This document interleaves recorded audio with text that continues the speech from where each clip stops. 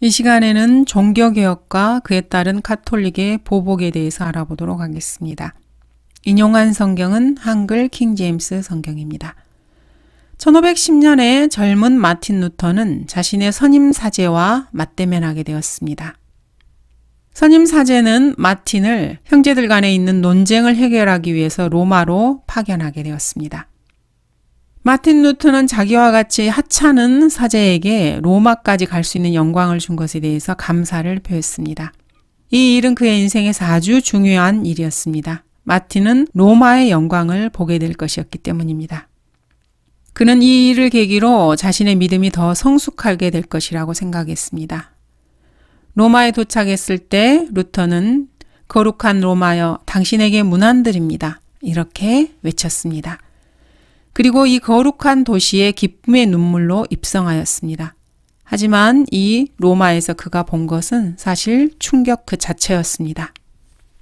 사제들은 온통 죄 가운데 있었던 것입니다. 정말 지옥이 있다면은 로마는 바로 그 위에 지어진 것일 것입니다. 사제들의 음란함과 동성애와 온갖 사악함, 종교를 통한 성도들에 대한 착취, 이러한 모든 것을 보고 그는 충격을 받지 않을 수 없었습니다. 루터는 크게 실망했습니다. 하지만 실망했어도 사제의 자리로 돌아갔습니다. 그리고 몇 년 후에 교황은 바티카누스 언덕에 성 베드로 성당을 건축할 돈을 필요로 했습니다. 존 테첼이라는 종교재판소 담당 사제가 독일로 와서 면죄부를 팔아서 교황에게 바칠 돈을 모으게 되었습니다. 상자를 들고 다니면서 그곳에 돈을 넣으면은 자신의 성모 마리아께서 어떠한 죄인이라도 다 용서해 주실 것이라고 그렇게 말하고 다녔습니다. 사람들은 모여들었고 돈을 내고 면죄부를 사갔습니다. 전 유럽의 돈들이 이 돈박스에 담겨졌습니다. 죄악이 거래된 것입니다. 돈으로 죄를 용서받는 면죄부를 팔고 있었습니다. 그것도 아주 싸게 말입니다. 이렇게 미신적이고 죄악으로 물든 카톨릭 신자들은 연옥에서 구원받기 위해서 기꺼이 돈을 지불했습니다. 그렇게 해서 로마는 막대한 부를 얻을 수 있었습니다. 이러한 모습을 본 루터는 극도로 화가 치밀었습니다. 그는 흥분하지 않을 수 없었습니다. 그리고 로마 카톨릭 체제를 흔들리게 할 만큼 위협적인 글을 썼습니다. 1517년 10월 31일 루터는 95개 조의 반박문을 비텐베르크 교회 문 앞에 못질했습니다. 그리고 의인은 믿음으로 말미암아 살리라고 선포했습니다. 루터의 이러한 글은 거대한 혁명의 방아쇠를 당기는 것이었습니다. 수많은 사람들이 거룩한 로마 카톨릭 교회를 저주하면서 떠난 것입니다. 10월 31일, 이날은 종교개혁이 일어난 날이었지만은 현재는 이날을 할로윈이라고 부르는 날입니다. 로마 교황은 이것을 자신에 대한 그리고 자신의 어머니 교회에 대한 선전포고로 받아들였습니다. 그리고 루터를 잡아서 죽이라고 명령했습니다. 로마로 그를 불러들여서 취조하려고 한 것입니다. 그렇지만 하나님께서는 마틴 루터를 독일에서 안전하게 보호해 주셨습니다. 마틴 루터는 1516년에 이미 에라스무스의 헬라어 신약 성경을 읽고 있었습니다. 그래서 당연히 그는 하나님의 보존된 말씀이 구원에 대해서 어떻게 말씀하고 있는지 정확하게 알고 있었습니다. 독일에 수많은 필사본들이 있다 해도 루터는 하나님의 보존된 말씀만을 출간해야 한다는 것을 알고 있었습니다. 1555년 마틴 루터는 11주 만에 신약 번역을 완성하였습니다. 이것을 소위 9월 성경이라고 불렀습니다. 1534년에 그는 성경 번역을 완료했습니다. 그것은 테플, 즉 1389년에 구라틴 성경에서 독일어로 번역한 성경과 거의 같았습니다. 이제 독일은 종교개혁의 중심부가 되고 있었습니다. 독일어 성경이 완성된 것입니다. 참된 성경은 불길처럼 번져나갔습니다. 하나님께서는 영국을 위해서 큰 계획을 가지고 계셨습니다. 마귀의 소나기에 빠져있던 영국에 대해서 말입니다. 사탄은 영국을 자기 것으로 만들기 위해서 자신들의 검은 세력을 확장시키고 있었습니다. 그러나 하나님께서는 영국의 한 사람을 통하여 복음의 빛을 주셨습니다. 바로 윌리엄 틴데일입니다. 윌리엄 틴데일은 에라스무스의 헬라어 성경인 하나님의 말씀임을 분별할 수 있었습니다. 그는 하나님의 보존된 말씀을 헬라어로 읽었습니다. 에라스무스는 사실 틴데일의 헬라어 선생님이었습니다.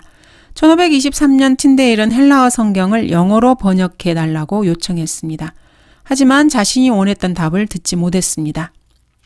윌리엄 틴데일은 턴스톨 주교에게 가서 하나님의 귀중한 말씀을 영국에도 알리고 싶다는 자신의 의사를 표명했습니다. 그러나 돌아오는 대답은 거절이었습니다. 그리고 영국에서 나가달라는 말이었습니다.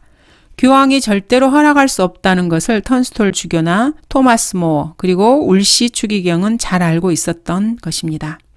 바로 그런 일을 하기 위해서는 목숨을 걸어야 한다는 것을 알고 있었고 참된 성경을 번역하는 것은 이단화라는 것을 그들은 알고 있었던 것입니다. 틴데일은 성경 번역을 위해서 도움을 청할 곳을 이미 알고 있었습니다. 그는 독일로 떠났습니다. 영국을 떠나야 했기 때문에 모든 자료들을 챙겨서 독일로 간 것입니다. 비텐베르크에서 틴데일은 든든한 지원군인 마틴 루터를 만났습니다. 그리고 1525년에 틴데일은 첫 번째 보존된 말씀인 영어 신약 성경을 출간하게 되었습니다. 하지만 윌리엄은 영어 분야에서는 전문가가 아니었습니다. 문필가이자 에라스무스의 친구인 윌리엄 버치우스는 틴데일에 대해서 이렇게 말했습니다. 그는 7개 언어에 능통했다. 히브리어, 헬라어, 라틴어, 이탈리아어, 스페인어, 영어, 프랑스어. 그가 어떤 언어라도 모국어처럼 말하는 것을 본다면 매우 놀랄 것이다. 그는 이제 밭에서 쟁기질하는 소년이라도 하나님의 말씀을 읽을 수 있을 것이라고 생각을 했습니다. 하지만 틴데일이 영국으로 성경을 가지고 갈 방법이 있었을까요? 아주 풀기 어려운 문제가 생긴 것입니다. 하지만 하나님께서는 항상 길을 예비해 두시는 분이십니다. 그들은 보트를 타고 영국으로 몰래 들어갈 계획을 세웠습니다. 주님께서 그 사람들의 마음을 열어주시기를 기도하면서 말입니다. 그렇게 바쁜 밤 여행으로 아무도 눈치채지 못하게 성경을 들여올 수 있었습니다. 하지만 카톨릭 지도자들은 성경을 없애려는 계획을 세웠습니다. 그들은 성경이 영국에 도착하자마자 모두 다 사버렸습니다. 자, 여기 있는 성경을 모두 다 주시오. 그런데 여기 있는 거 전부요? 네, 맞습니다. 그들은 돈으로 성경을 모두 다 사버린 것입니다. 그리고 다 불태워버린 것이죠. 이렇게 해서 그들은 성경을 판 돈으로 더 많은 성경을 인쇄할 수 있게 된 것입니다. 성경을 불태운 것도 틴데일에게는 도움이 되었던 것입니다. 하나님께서는 자신의 모든 일에 관여하셔서 길을 열어주셨습니다. 이렇게 해서 틴데일은 적들의 주요 공격 대상이 되었습니다. 성 토마스 모어는 그의 공명정대함과 정치와 학문에 있어서 카톨릭 신도들에게 존경을 받았습니다. 하지만 마틴 루터나 틴데일 같이 하나님의 말씀을 사랑하는 사람들은 그를 싫어했습니다. 그는 자기 집에서 성경대로 믿는 사람들을 고문하고 화형하였기 때문입니다. 그는 틴데일을 배신하고 오는 사람들에게 많은 돈을 주었습니다. 틴데일을 배신하면은 백만장자가 될 수 있게 해주었던 것입니다. 수배령도 붙었습니다. 틴데일을 잡기 위해서 말입니다. 틴데일을 팔아서 백만장자가 되고자 했던 사람이 헨리 필립스라는 사람이 있었습니다. 아무도 그가 무엇을 하고 있는지 왜 그랬는지 모릅니다. 하지만 우리는 이 유다가 틴데일의 절친한 친구 사이가 되었고 그리고 그를 배신했다는 것을 알았습니다. 2000년에 교황 바오로 2세는 이런 반개신교도들을 정치가와 지주들의 은인이라고 칭했습니다. 그리고 개신교도들에게 충격을 가하기 위해서 그는 이 일을 종교개혁 기념일, 즉 10월 31일 할로윈 날에 진행했습니다. 이렇게 배신자로 인해서 틴데일은 16달 동안 감옥에 갇혀 고난을 당했습니다. 모든 것이 끝난 것처럼 보였습니다. 틴데일은 춥고 어둡고 눅눅한 감옥에 있게 되었습니다. 그는 자신의 낡은 옷처럼 지쳐 있었습니다. 하지만 하나님께서는 틴데일의 기도에 응답해 주셔서 주를 위하여 일하는 그의 가족과 다른 그리스도인들을 보호해 주셨습니다. 그러나 1536년 10월 6일 틴데일의 사명은 거기까지였습니다. 그는 로마 카톨릭에 의해서 화형을 당하게 됩니다. 그리고 마지막 화형대에서 그는 주여 영국 왕의 눈을 뜨게 해 주옵소서라고 간절한 기도를 하늘에 올려보냅니다. 그리고 하나님께서는 이 틴데일의 마지막 기도에 응답해 주셨습니다. 틴데일이 죽던 날 틴데일이 번역한 성경은 왕의 인쇄기에서 인쇄되고 있었습니다. 이제 하나님의 말씀을 막을 수 있는 것은 없게 되었습니다. 그리고 그 다음에 헨리 8세의 명령으로 틴데일 성경의 개정판인 커버데일 성경이 인쇄되었습니다. 커버데일은 세 가지 성경, 커버데일 성경, 그레이트 성경, 제네바 성경을 왕관하였습니다. 군중들은 하나님의 말씀을 듣기 위해 몰려들었습니다. 평범한 농부들이 많은 밤을 하나님의 말씀을 읽으며 지새웠습니다. 사람들은 하나님의 귀중한 책을 읽으며 영어를 배워갔습니다. 말씀은 그들의 갈급한 영혼의 생수와도 같았기 때문입니다. 오 하나님이여 주는 나의 하나님이시오니 내가 일찍 주를 찾으리이다. 내 혼이 주를 갈망하오며 내 육신이 건조하고 메마른 물 없는 땅에서 주를 사모하오니. 카톨릭 지도자들은 자신들이 뭔가 해야 한다는 압박을 받았습니다. 자신들이 영국을 장악하려면 먼저 틴데일 성경을 파괴해야 한다는 것을 직감적으로 알았습니다. 그리고 가짜를 만들기로 결정한 것입니다. 겉보기에는 틴데일 성경과 비슷하지만 속은 로마 카톨릭 벌게이트로 채워넣을 계획을 세운 것입니다. 그리고 그들은 자신의 계획대로 일을 진행해 나갔습니다. 하지만 그동안 하나님의 말씀은 하늘 아래 모든 언어로 번역되어서 전 세계로 퍼져나가고 있는 상태였습니다. 하나님께서는 말씀을 보존하시기 위한 하나님만의 방법이 있었습니다. 하나님께서는 보존된 사본의 정확한 번역을 원하셨습니다. 그리고 이 번역본들이 정확히 다시 번역되고 복사되어 계속 이어져 가길 원하였습니다. 하나님의 말씀을 이렇게 자신들의 고유 언어로 번역한 성경을 자국어 성경이라고 합니다.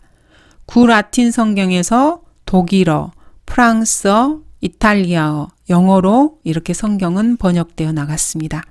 이제 하나님의 말씀은 독일에서 다른 나라들로 퍼져갔습니다. 그리고 참된 말씀이 이룬 곳마다 복음의 지식과 성경적 교리가 널리 알려지게 되었습니다.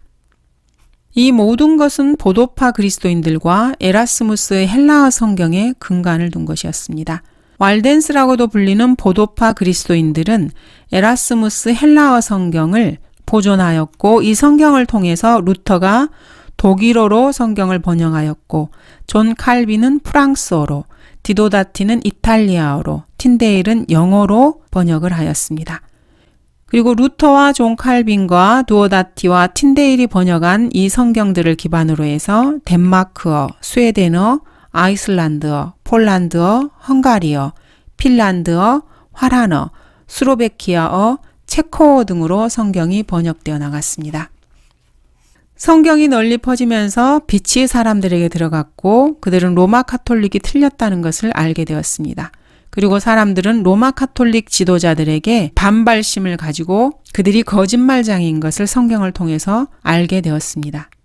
하나님께서는 로마 카톨릭이 숭배하는 그러한 우상들을 싫어한다는 것을 성경을 통해 사람들은 안 것입니다.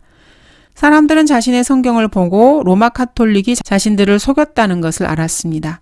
물론 그들이 화가 난 것은 두말할 필요도 없었습니다. 수많은 나라들이 차례차례 자신들의 추기경들을 몰아내고 개신교로 돌아섰습니다.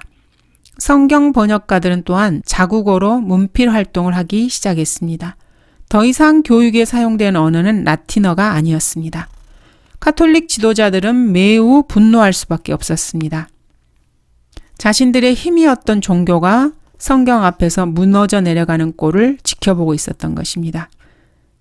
그들은 이렇게 기도했겠죠. 오 마리아여, 종교개혁이 우리를 죽이고 있습니다. 그래서 이들은 이 문제를 해결할 사람을 찾아 나섰습니다. 이 사람은 바로 로마 카톨릭 교회와 마리아에 대한 사랑을 증거하여 4개의 종교재판소에서 살아남았으며 사람들을 굴복시킬 수 있는 비밀을 가졌고 세뇌당한 군대를 불러들일 수 있는 바로 그 사람이었습니다. 과연 이 사람이 누구였을까요? 몇 년 전에 파리로 한번 되돌아가 보도록 하겠습니다. 1528년에서 1529년에 몬타규에서는 아주 흥미로운 일이 있었습니다. 그 해에는 한 학생이 졸업하는 해였습니다. 몬타규 대학에서 존 칼빈과 이그나티우스 로욜라가 졸업을 했습니다. 그의 이름은 존 칼빈이었습니다. 하지만 그곳에는 돈 이니고 덴 오나즈라는 위험한 학생도 있었습니다. 오늘날 우리는 그를 이그나티우스 노욜라라고 부릅니다. 이그나티우스는 어떻게 하면 지원자들을 세뇌해서 자신을 섬기게 하는지를 잘 배웠습니다. 그는 이 일을 할 때에 영신수련, Spiritual Exercises란 작은 책을 참고하였습니다. 그 책에서 지도자는 초심자의 모든 삶을 통제하고 숨 쉬는 것까지 통제한다고 가르칩니다. 이그나티우스는 6명의 학생들과 함께 모였는데 그 중에 2명은 자신의 오른팔과 왼팔이 되었습니다. 그들의 이름은 솔메론과 레이네즈였습니다. 로욜라는 왕립 카톨릭 학교에 있는 자신의 그룹을 다음과 같이 이름을 지었습니다. 제수잇, 즉 예수회라는 이름을 지었습니다. 바티칸도 이그나티우스를 두려워할 정도였습니다. 그는 자신의 세력을 점점 더 확장해 나갔고 그래서 이제 바티칸은 둘 중 하나를 선택해야만 했습니다. 로욜라와 그 모든 예수회 일당을 죽이거나 아니면 그와 협상을 하는 것이었습니다. 로욜라는 4번의 종교 재판에서 살아남았습니다. 그리고 그는 교황을 섬기기를 원했습니다. 이그나티우스에게는 계획이 있었습니다. 예수회는 어떠한 명령에라도 절대 복종할 준비를 갖추었고 이로 인해서 반종교 개혁이 시작되었습니다. 1540년 로욜라는 자신의 계획을 교황에게 제시했습니다. 거룩하신 아버지여, 저에게 사제들의 군대를 만들게 하셔서 거룩한 어머니에게 반역하는 모든 이들을 처단할 수 있게 해주소서. 저희는 어떤 명령에라도 복종할 것을 약속드립니다. 교황 역시 모든 나라가 자신에게 복종하길 원했습니다. 그래서 로욜라에게 그 일을 맡겼습니다. 로욜라는 학교를 만들 계획을 세웠습니다. 그리고 부자들의 조언자가 되고 부자들의 아이들의 선생이 되어서 교황이 원하는 세상을 만들 계획이었습니다. 교황은 이그나티우스의 이러한 계획을 찬동했습니다. 그리고 이그나티우스의 예수회에 대해서 자신의 고난을 부여했습니다. 사탄은 극악무도한 계획을 생각했습니다. 가짜 영어 성경을 만들 계획을 세운 것입니다. 마귀는 세상에서 가장 사람 같지 않은 사람들로 변개된 영어 성경을 만들기로 한 것입니다. 마귀가 과연 어떤 일을 했을까요? 첫 번째, 예수회의 번역가가 될 아이들을 모으기 시작했습니다. 아이들은 가짜 성경을 번역하기 위한 기술을 익히기 위해서 프랑스의 림지에서 자라고 있었습니다. 그리고 후에는 듀에이로 보내졌습니다. 그들은 후에 예수회의 지배 아래 있는 중요 요원이 되어서 영국으로 들어왔습니다.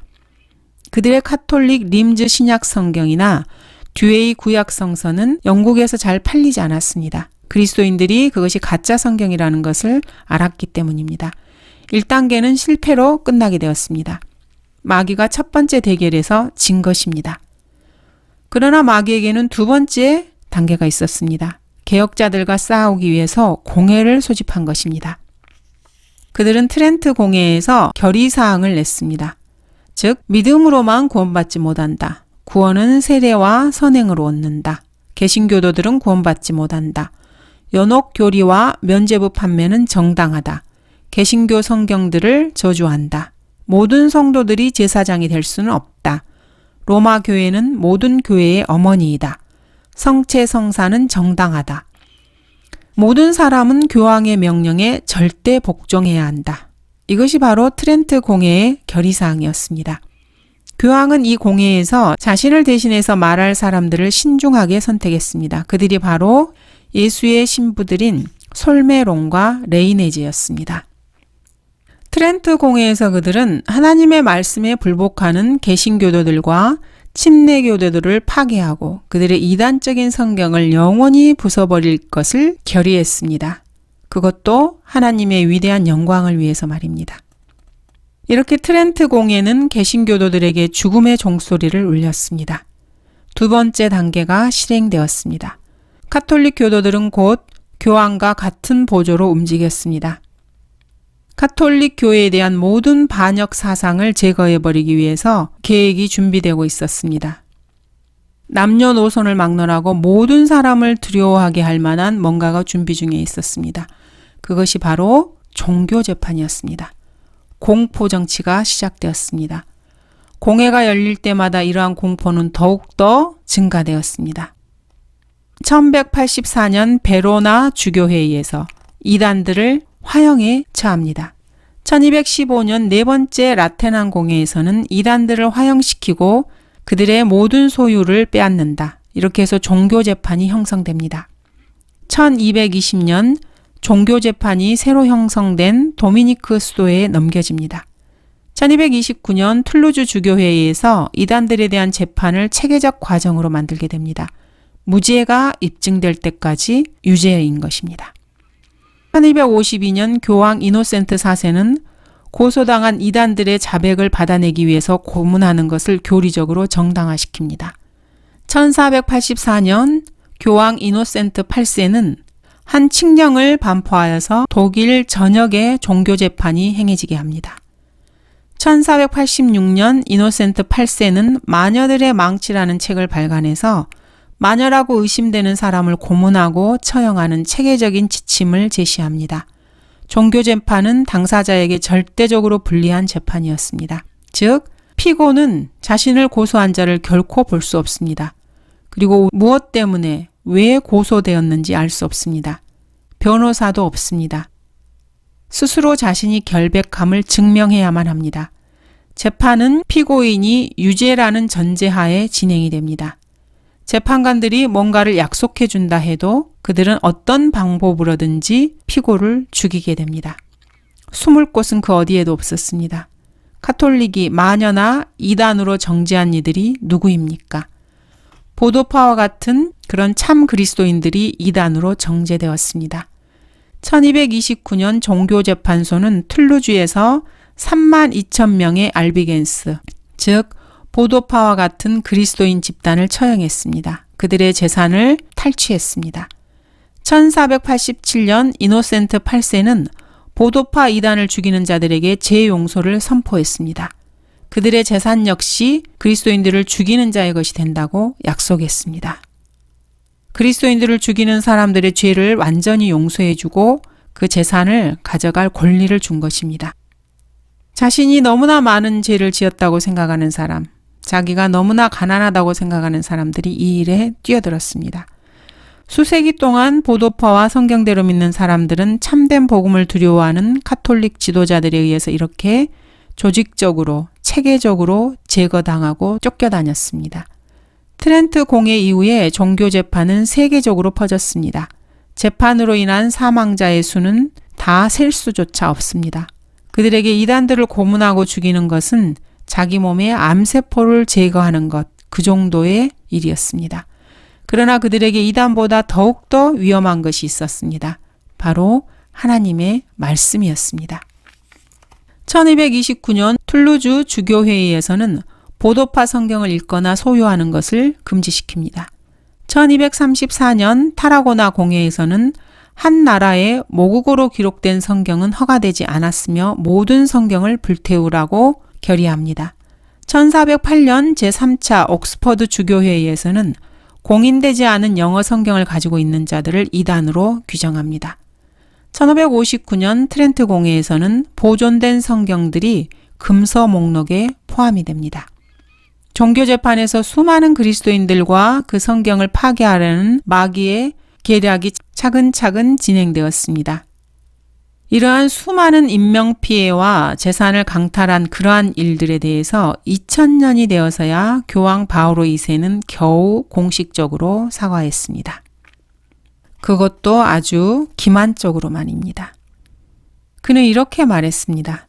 그리스도인들을 분리하여서 진실된 예배를 드리는 사람들에게까지 폭력을 행사한 것을 사죄합니다. 그런데 그거는 작은 실수였습니다. 그냥 수천만 사람들과 책들이 이렇게 저렇게 된 거죠. 별거 아니라는 식으로 말을 한 것입니다. 왜냐하면 그들은 그냥 이단들이었으니까요. 이그나티우스는 성경대로 믿는 그리스도인들을 대적해서 기계적으로 일하는 자신의 왕립 군대를 이끌었습니다. 개신교도들과 침례교도들을 은밀히 죽이기 위한 비밀 무기가 개발되었습니다. 예수회는 개신교 성경과 기독교 학교들을 파괴하기 위하여 보이지 않게 배후에서 활동하였습니다. 예수회의 스파이들은 하나님께 가장 헌신적인 사람들을 유혹하여서 예수회의 명령을 받게 하는 정보 제공자로 사용하였습니다. 예수회는 인내심을 가지도록 훈련되어 있었습니다. 그들은 50년에서 100년 뒤의 일까지 미리 계획을 했습니다. 이런 은밀한 요원들은 자신들이 임무 중에 죽을 위기에 처해도 고용인을 실망시키지 않을 것을 결심한 사람들이었습니다. 그들은 절대 포기하는 법이 없었습니다. 한 민족이 그들을 대적하여 설 것이라. 그들의 계획은 이렇습니다. 자신들이 영국을 파괴하기 전까지는 절대 개신교도들과 개신교도들의 성경을 제거해서는 안 된다는 것입니다. 첫째로 그들은 카톨릭 통치자를 세울 계획을 세웁니다. 그리고 카톨릭 군대로 영국을 탄압하기를 원합니다. 그리고 영국을 자신들의 예수의 카톨릭 성경으로 바꾸게 할 계획을 세웠습니다. 물론 그것은 그렇게 쉽지는 않았습니다. 영국의 새로운 군주가 등장했기 때문입니다. 1547년 2월에 헨리 8세가 죽게 됩니다. 그의 통치권은 자연스럽게 첫 번째이며 카톨릭 신자인 메리에게 위임됩니다. 그러나 헨리의 요원장에는 전혀 다른 명령이 적혀 있었습니다. 그리고 3일 후에 9살 난 개신교도 에드워드 6세가 왕이 되었습니다.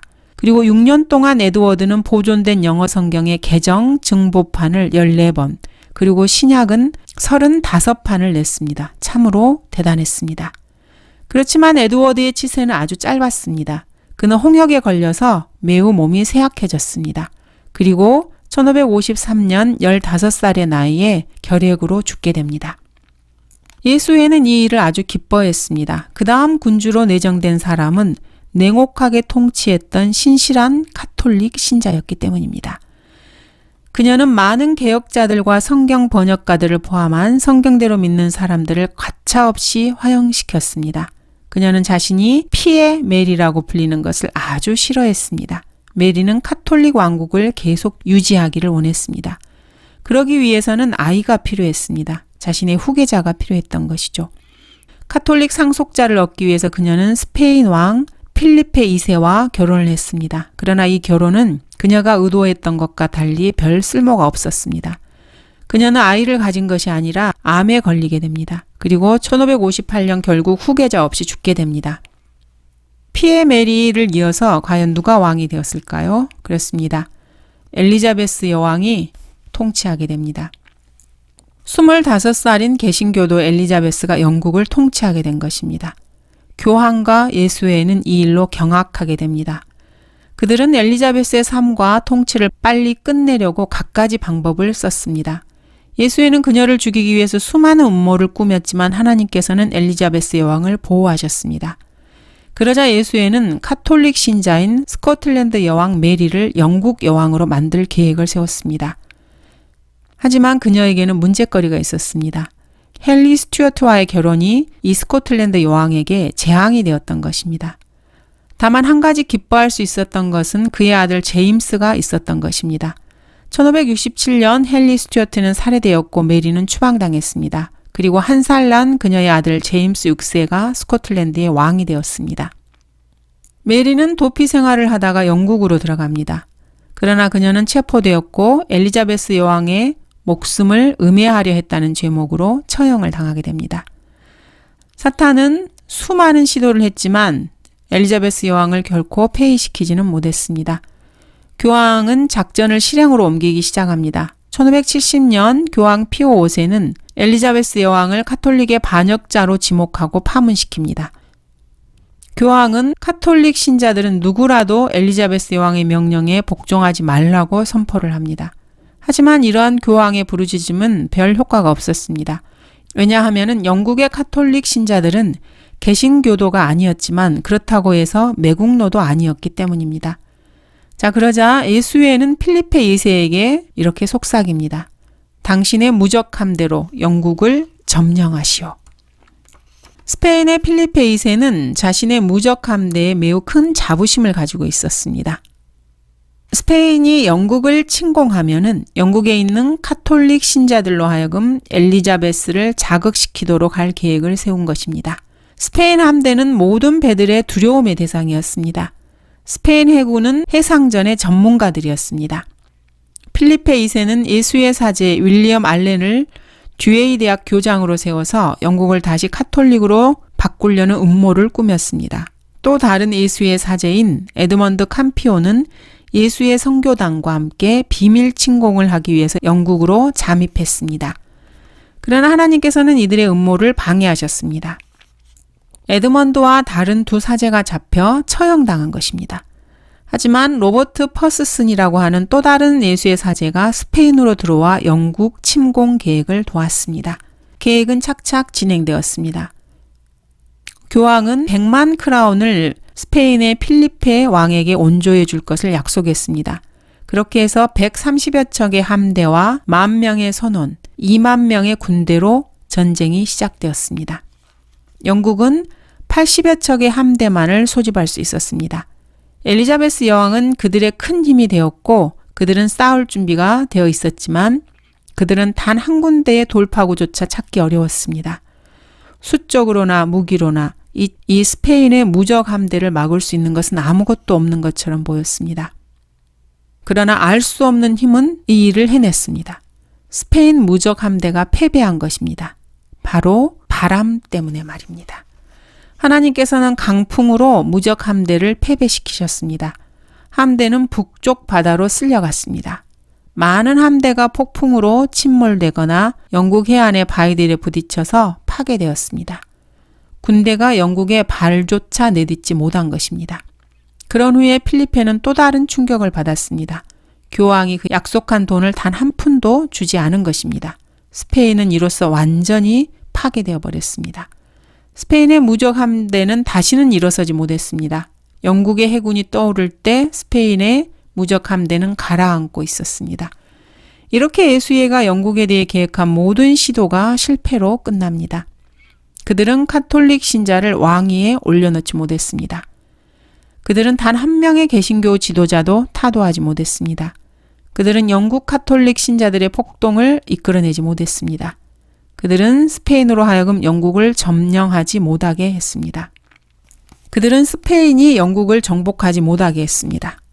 예수회는 패자가 되었습니다. 엘리자베스는 45년간 통치하였고 1603년에 죽었습니다.